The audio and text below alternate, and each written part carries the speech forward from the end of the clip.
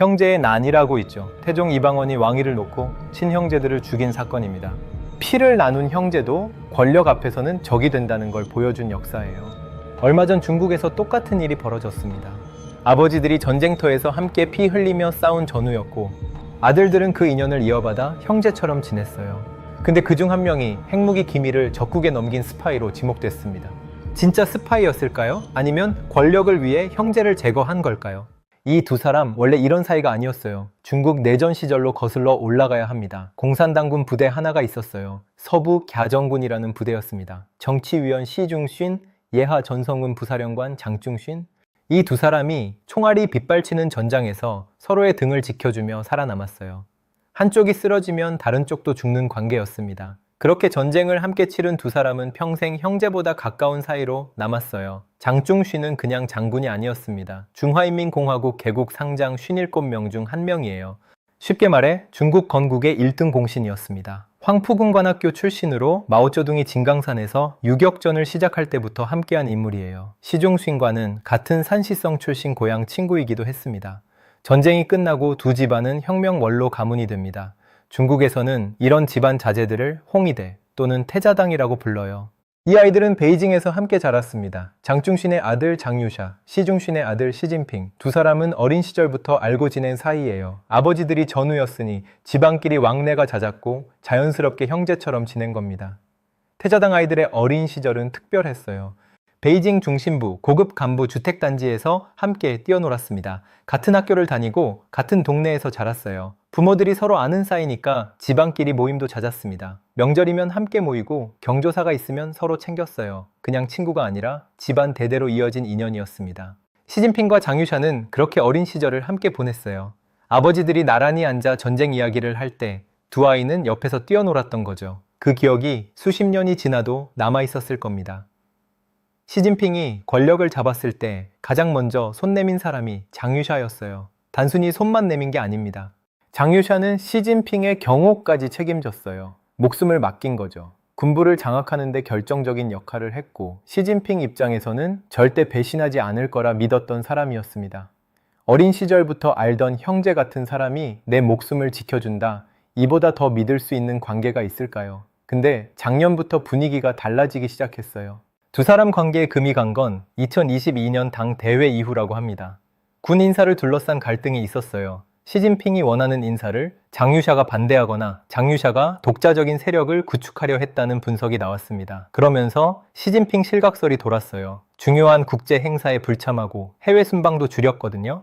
건강 이상설이 퍼졌고 그 틈을 타서 장유샤가 군을 장악했다는 얘기가 나왔습니다. 진짜 무슨 일이 있었는지는 아무도 모릅니다. 중국 정치는 밖에서 아니 안 보이는 검은 상자 같거든요. 그러다 작년 3월 결정적인 장면이 포착됩니다. 전국인민대표대회 폐막식이었어요. 시진핑이 연단을 내려와 퇴장하는 순간이었습니다. 이런 자리에서는 당연히 다들 일어나서 박수치고 최고 권력자가 지나가니까 고개 숙여 예를 표하죠. 근데 딱 한 사람이 그러지 않았어요. 장유샤였습니다. 군부 2인자가 수천 명이 지켜보는 생방송 카메라 앞에서 시진핑에게 대놓고 등을 돌렸어요. 중국 정치에서 이런 행동은 절대 우연이 아닙니다. 모든 게 계산된 나라거든요. 장유샤는 그 순간 메시지를 보낸 겁니다. 나는 당신 꼭두각시가 아니다. 이 장면이 포착되자마자 전 세계 언론이 들썩였어요. 중국 관영 매체 CCTV가 이 장면을 내보냈다가 급하게 삭제했다는 얘기도 돌았습니다. 삭제했다는 건 뭔가 문제가 있다는 걸 인정한 거잖아요. 해외 중국 전문가들 사이에서는 장유샤가 시진핑에게 반기를 든 것이라는 분석이 쏟아졌어요. 일각에서는 시진핑이 이미 권력을 잃은 것 아니냐는 추측까지 나왔습니다. 그만큼 충격적인 장면이었어요. 그 후로 두 사람의 공개 석상 모습이 달라졌습니다. 예전에는 나란히 서서 회의에 참석하고 함께 사열을 받았어요. 근데 그 이후로는 같이 있는 모습이 거의 포착되지 않았습니다. 장유샤가 주요 회의에 불참하는 일도 잦아졌어요. 뭔가 일이 벌어지고 있다는 건 누가 봐도 알 수 있었습니다. 10달 뒤 결말이 났습니다. 중국 국방부가 짧은 발표문을 냈어요. 장유샤, 심각한 기율 위반과 불법 행위 혐의로 조사 중. 단 두 줄이었지만 수십 년 혈맹의 끝을 알리는 문장이었습니다. 혐의 내용이 충격적이에요.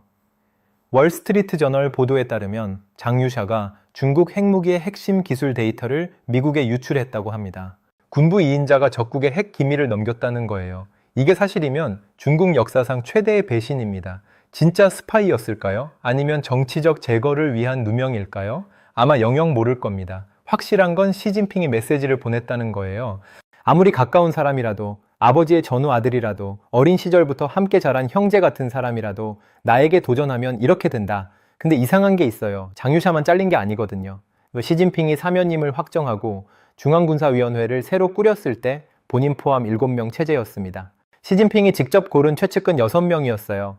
지금 몇 명이 남았냐면 시진핑 빼고 1명입니다. 나머지 5명은 전부 숙청당했어요. 순서를 보면 더 놀랍습니다. 2023년에 리위차오 로켓군 사령관이 잘렸어요. 핵미사일 부대의 총책임자였습니다. 같은 해에 리상푸 국방부장도 잘렸어요. 국방장관이 해임된 겁니다. 2024년에는 허웨이둥 중앙군사위 부주석이 잘렸습니다. 장유샤 바로 아래 서열이었어요.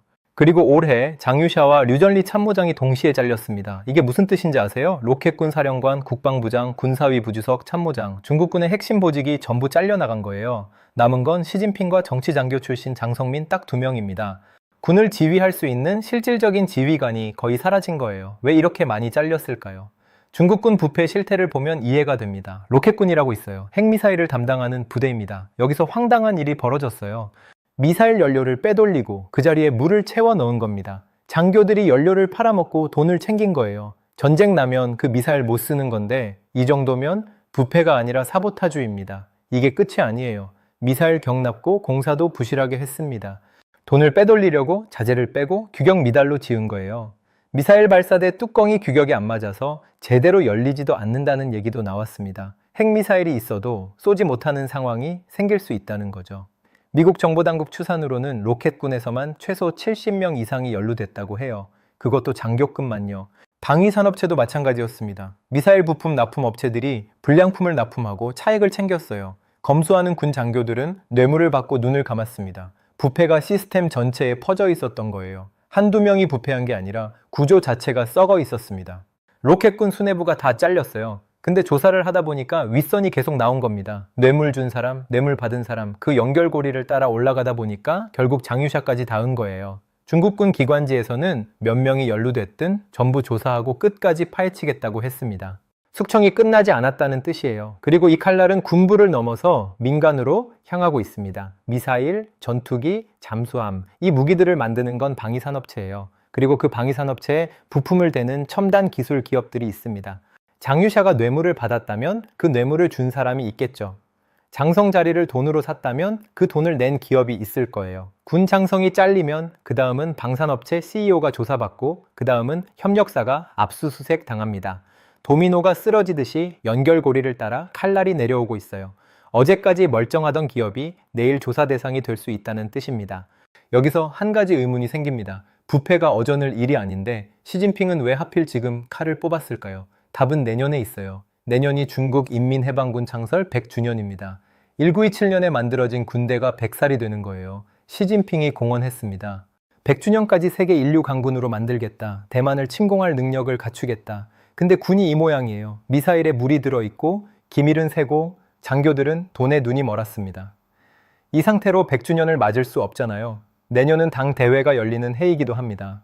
시진핑의 사연임이 결정되는 자리예요. 군부가 흔들리면 그 자리도 위태로워지죠. 그러니까 지금 대청소를 할 수밖에 없었던 겁니다. 다른 해석도 있어요. 희생양이 필요했을 수도 있습니다. 중국 경제 상황이 좋지 않거든요. 부동산 폭락, 청년 실업 소비 침체, 민심이 흉흉해요. 이럴 때 정치 지도자들이 뭘 하냐면 적을 만듭니다. 우리가 힘든 건 내 탓이 아니라 저 나쁜 놈들 탓이다. 미국에 기밀을 넘긴 스파이, 나라를 배신한 반역자. 이보다 좋은 희생양이 없어요. 어느 쪽이 진실이든 결과는 같습니다. 시진핑 1인 체제가 완성됐어요. 군 수뇌부 6명 중 5명이 사라졌습니다. 이제 시진핑 옆에는 충성파 1명만 남았어요. 제로 코로나 정책 때처럼 한 사람의 결정이 모든 걸 좌우하는 구조가 굳어진 겁니다. 이게 글로벌 시장에 던지는 의미가 있습니다. 어제까지 멀쩡하던 군부 2인자가 오늘 스파이로 체포되고 어제까지 잘 나가던 기업 CEO가 내일 조사받을 수 있는 나라예요. 군부 숙청이 방위산업으로 번지고 방위산업 조사가 민간 기업으로 퍼지는 중입니다. 정치적 불확실성이 경제 전체를 뒤흔드는 구조예요. 글로벌 투자은행들이 이번 숙청 직전까지 중국에 대해 긍정적이었습니다. 경기 부양책에 기대를 걸었거든요. 근데 이 모든 계산이 정치 한 방에 흔들릴 수 있다는 게 지금 중국의 현실이에요. 대만 침공이든 무역전쟁 확대든 시진핑이 결정하면 막을 장치가 없습니다. 그 결정 하나에 글로벌 공급망이 흔들리고 증시가 출렁이고 투자 판도가 바뀔 수 있어요. 시진핑은 이제 뒤를 봐줄 사람이 없습니다. 근데 생각해보면 그게 본인이 원한 거예요. 아무도 없는 자리. 그게 진짜 권력의 끝인지 아니면 끝의 시작인지는 아직 모릅니다.